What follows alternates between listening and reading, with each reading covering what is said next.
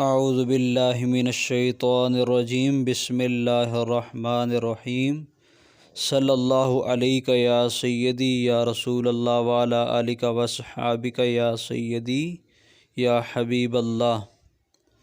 دوستو، آج قرآن پاک کی تفسیر کا تیسرا سبق اور ہم تیسرا سبق لے کر آپ کی خدمت میں حاضر ہیں۔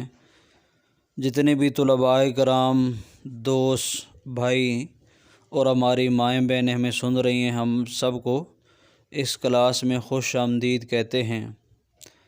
آج سورۃ البقرہ کی آیت نمبر 34 یعنی آیت نمبر 34، اس کا ترجمہ اور تفسیر جو ہے وہ ہم پڑھیں گے۔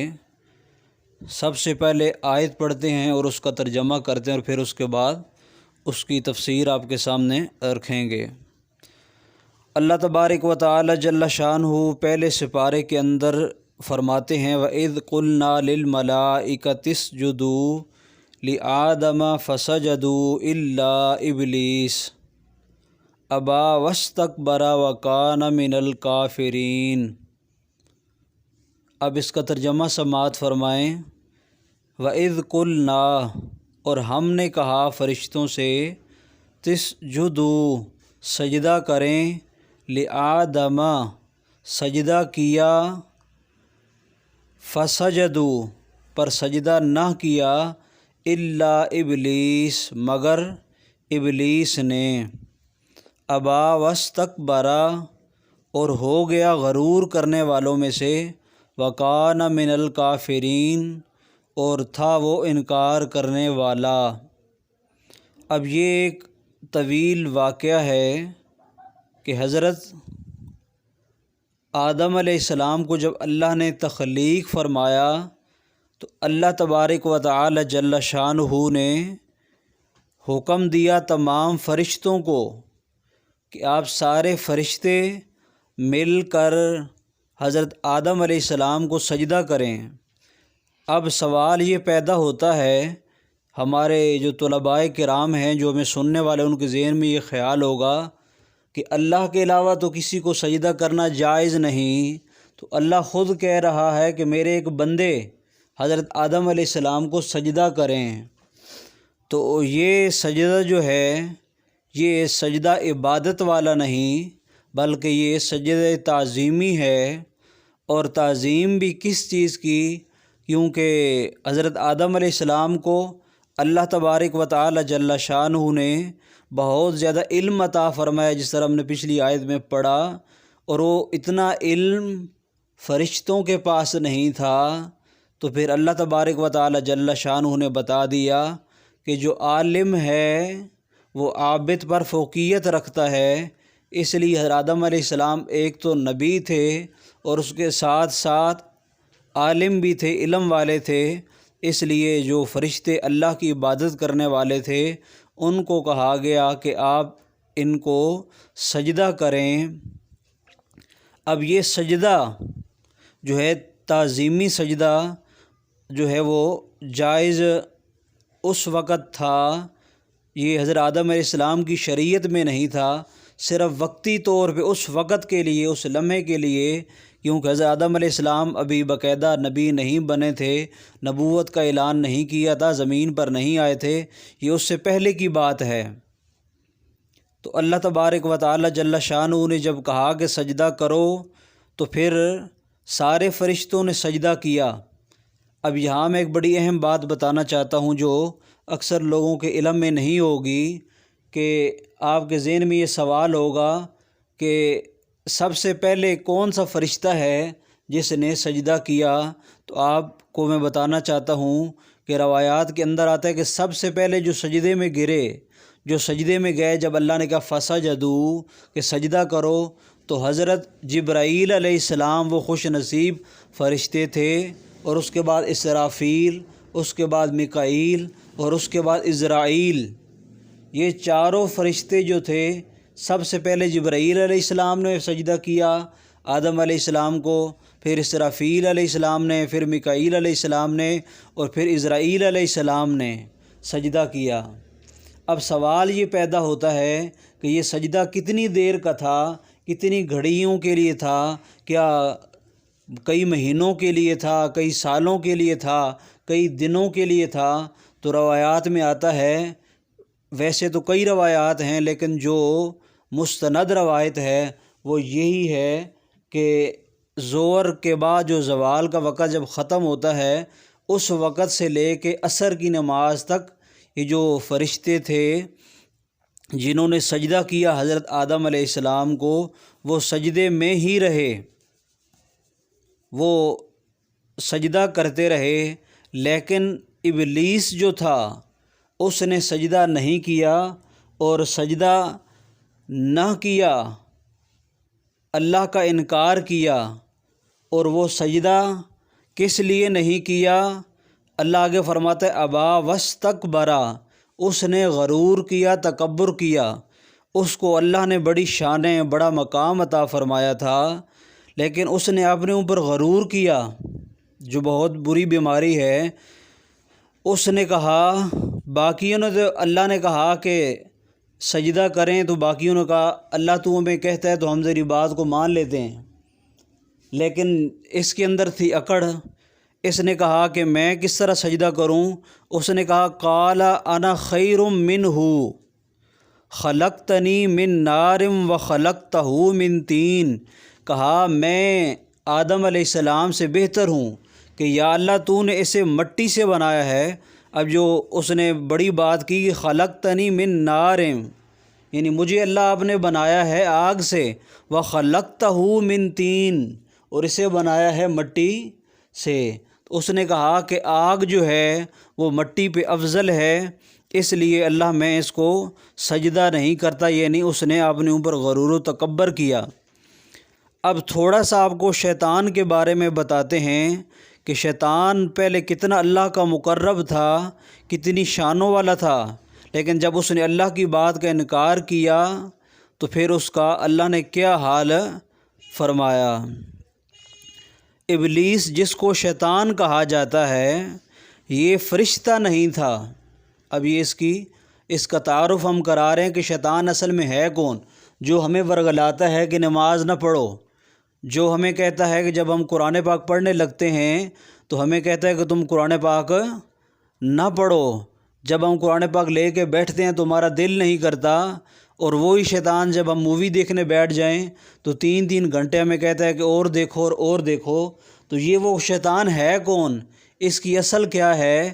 تو اس کی اصل ہے کہ یہ جنوں میں سے ہے، فرشتوں میں سے نہیں، یہ جن ہے، کیونکہ جو جن ہیں ان کو آگ سے اللہ تبارک و تعالی جل شانہ نے پیدا کیا، لیکن یہ فرشتوں کے ساتھ ملا جلا رہتا تھا، یعنی فرشتوں کے ساتھ اکثر رہتا تھا، اور دربار خداوندی میں بہت مقرب اور بڑے بلند درجات اور مراتب سے سرفراز تھا، یعنی بڑے مقام ان کو اللہ تبارک و تعالی جل شانہ نے عطا کیے۔ اب حضور صلوٰت والسلام کی حدیث حضرت کعب بن اخبار رضی اللہ تعالیٰ عنہ کا بیان ہے کہ ابلیس 40,000 برس تک جنت کا خزانچی رہا۔ خزانچی کہتے ہیں جو خزانے کا مالک ہو، یعنی جس طرح گھر میں کچھ مائیں بہنیں ان کے پاس خزانہ سارے گھر کا جمع ہوتا ہے، جو اکثر ہماری مائیں ہوتی ہیں، ہمارے جو باپ ہوتے ہیں، جو گھر کے سربراہ ہوتے ہیں، ان کو سارا یعنی مال وغیرہ دیتے ہیں اور ان کے پاس خزانے کی چابیاں ہوتی ہیں۔ اسی طرح اللہ نے شیطان کو، جو بعد میں شیطان بنا، اس کو 40 برس تک خزانے کی چابیاں جو ہے جنت کے خزانے کی چابیاں دی رکھی، اور 80 برس تک، 80 برس یعنی 80 سال تک ملائکہ کا ساتھی رہا۔ ملائکہ کہتے ہیں فرشتوں کو، ان کے ساتھ رہا، اور 20,000 برس تک ملائکہ کو واعظ سناتا رہا۔ واعظ کا مطلب اب آپ سمجھ لیں، واعظ کا معنی ہوتا ہے تقریر، کسی کو تقریر کرنا، واعظ و نصیحت کرنا، کسی تک علم پہنچانا، یعنی اتنا بڑا عالم تھا، علم اللہ نے اس کو دیا تھا کہ وہ فرشتوں کا بھی استاد تھا، اور ایک دن استاد نہیں رہا، 2 دن استاد نہیں رہا، بلکہ پورے 20 سال تک فرشتوں کو اللہ کا پیغام اور اللہ کی وحدانیت اور جو دین کے اسباق تھے وہ سکھاتا رہا اور دین پہنچاتا رہا۔ یہاں تو جو 10 دن استاد رہ جائے وہ کہتا ہے میری بڑی شان ہے، اور جو شیطان 20 سال تک، اور وہ بھی استاد کس کا؟ فرشتوں کا، جو گناہوں سے پاک ہیں، کھانے پینے سے پاک ہیں، 20 سال تک وہ مقرب فرشتوں کا واعظ بنا رہا، اور 30 برس تک مقربین کا سردار رہا، یعنی جو اللہ کے قریبی فرشتے تھے ان کا بھی سردار رہا۔ اور 1000 برس، ایک ہوتا ہے 100 برس اور ایک ہوتا ہے 1000، ٹھیک ہے؟ تو 1000 برس تک روحانین کی سرداری کے منصب پر رہا، اور 14000 برس تک عرش کا طواف کرتا رہا، یعنی عرش کے ارد گرد چکر لگاتا رہا، اور اس کے ہر آسمان پہ علیحدہ علیحدہ نام تھے۔ اب یہ نام سارے بچے غور سے سنیں، یہ انشاءاللہ جب آپ سے پیپر لیں گے تو اس میں بھی یہ یقیناً سوال آپ سے پوچھا جا سکتا ہے کہ شیطان کا پہلے آسمان میں کیا نام تھا۔ تو تمام طلباء غور سے سنیں کہ اس کا پہلے آسمان میں شیطان کا نام تھا عابد۔ عابد کا معنی ہوتا ہے عبادت کرنے والا، یعنی عبادت کرنے والا بھی تھا۔ اور دوسرے آسمان میں اس کا نام تھا زاہد۔ زاہد کا معنی ہوتا ہے متقی، پرہیزگار، گناہوں سے بچنے والا۔ تیسرے آسمان میں اس کا نام تھا عارف۔ عارف کا معنی ہوتا ہے پہچاننے والا، یعنی اس کو اللہ کی پہچان تھی۔ اور چوتھے آسمان میں اس کا نام تھا ولی۔ ولی کا معنی ہوتا ہے دوست۔ اور 5ویں آسمان میں اس کا نام تھا تقی، یعنی متقی، پرہیزگار۔ اور 6ٹھے آسمان میں اس کا نام خازن، اور 7ویں آسمان میں عزازیل تھا، اور لوح محفوظ میں اس کا نام ابلیس لکھا ہوا تھا، اور یہ اپنے انجام سے غافل تھا اور خاتمہ سے بے خبر تھا۔ لیکن جب اللہ تعالیٰ نے حضرت آدم علیہ السلام کو سجدہ کرنے کا حکم دیا تو ابلیس نے انکار کر دیا، اور آدم علیہ السلام کی تحقیر اور اپنی بڑائی کا اظہار کر کے تکبر کیا، اور اسی جرم کی سزا میں خداوند عالم نے اس کو مردود بارگاہ کر کے دونوں جہان میں ملعون فرما دیا، اور اس کی پیروی کرنے والے کو جہنم میں عذاب نار کا سزاوار بنا دیا۔ یعنی مطلب کیا کہ باقی سب نے سجدہ کر لیا، لیکن یہ جو شیطان جس کا ہم نے تعارف کرایا ہے، جو اتنا متقی اور پرہیزگار تھا اور اتنی شان و شوکت والا تھا، تو پتہ چلا کہ جو بھی جتنی عزت والا ہو، شان والا ہو، مقام والا ہو، اس کے اندر اگر تکبر آ جائے، غرور آ جائے، تو پھر وہ غرور و تکبر یہ شیطانی صفت ہے، اور جو اللہ کو پسند نہیں ہے۔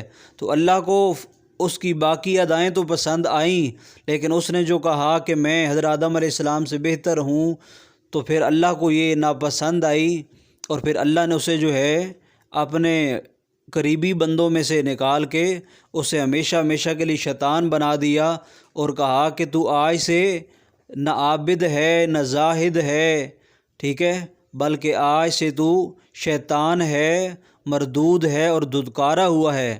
اب تو شیطان ہے، تو ہماری بارگاہ سے دھتکارا ہوا بن گیا ہے۔ اب کیا ہے کہ جو بھی تیرے راستے پہ چلے گا، قیامت تک تیری بات کو مانے گا، پھر وہ تمہارے ساتھ دوزخ میں جلے گا۔ تو پتہ یہ چلا کہ غرور و تکبر کرنا یہ بہت ہی بری بات ہے اور بہت ہی بری چیز ہے۔ اس لیے پیارے طلباء کرام، آج جس زمانے میں ہم جی رہے ہیں، یہ پیغام دے رہا ہوں، اس کے اندر غرور و تکبر۔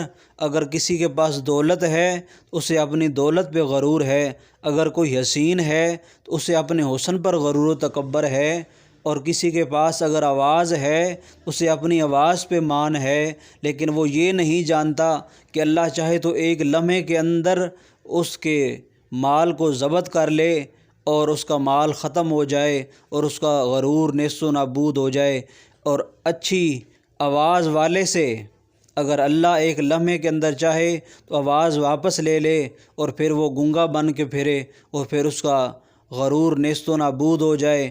اور حسن والے جو ہیں وہ اپنے حسن پہ مان کرتے ہیں، اور کسی کا رنگ تھوڑا کالا ہو یا سانولا ہو تو اس کو کالو کالو کہہ کے اور اس طرح کے ناموں سے پکارتے ہیں۔